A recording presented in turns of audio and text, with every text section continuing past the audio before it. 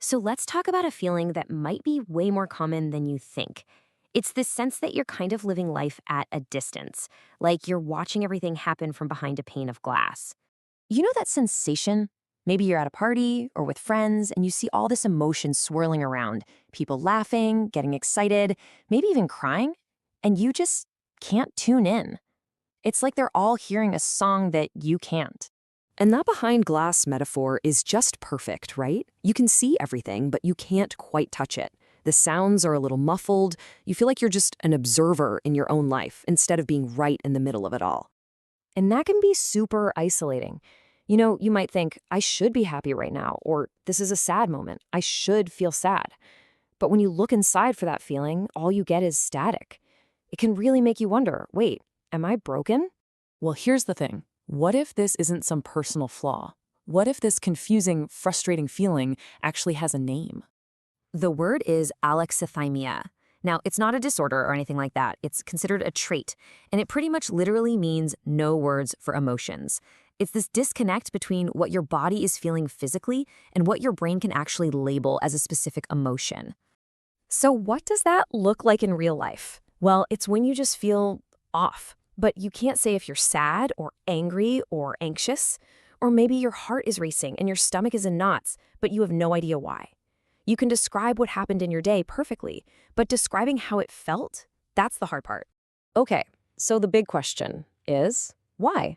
Why do some people seem so fluent in the language of feelings, while for others it's like a foreign language?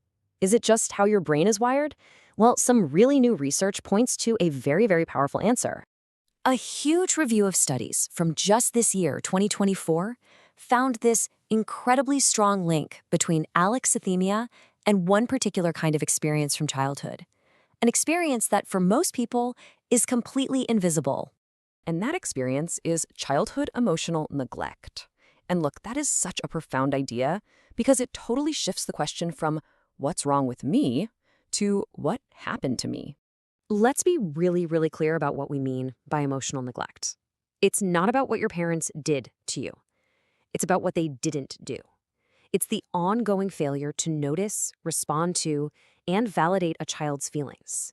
It's the absence of support. And this chart just lays out the difference so well. Emotional abuse is an action. It's the presence of harm, like yelling or harsh criticism. But emotional neglect, that's the absence of something. It's a failure to act. It's the empty space where comfort and understanding should have been. And because it's invisible, so many people grow up not even knowing it was missing. And this is the absolute core of it all. This feeling of being behind glass isn't a defect. It's not a flaw. It's a survival-based shrinking of the self. Just let that phrase sink in for a second. It's so powerful. What it's really saying is that this is an incredibly clever adaptation. Your brain figured out a way to survive in an environment where your feelings weren't safe or welcome. It's a feature, not a bug.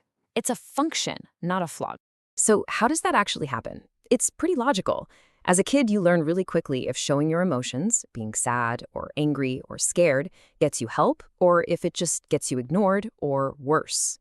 So to cope, your brain does something brilliant. It just turns down the volume on those emotions. That flatness becomes a shield.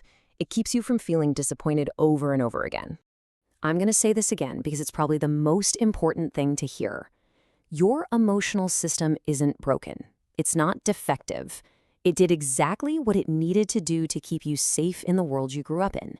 It learned to be quiet. So if you take one thing away from this, let it be this. That behind glass feeling, that disconnect, it has a name. Alexithymia. And it's not some random thing. It's very often a smart, logical adaptation to growing up without enough emotional support. It's a sign of your survival, not a sign that you failed at something.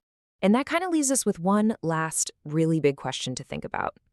This was a skill that got you through your past. It helped you survive. But what happens now? What happens when a survival skill isn't actually needed anymore? That's a powerful thought to sit with.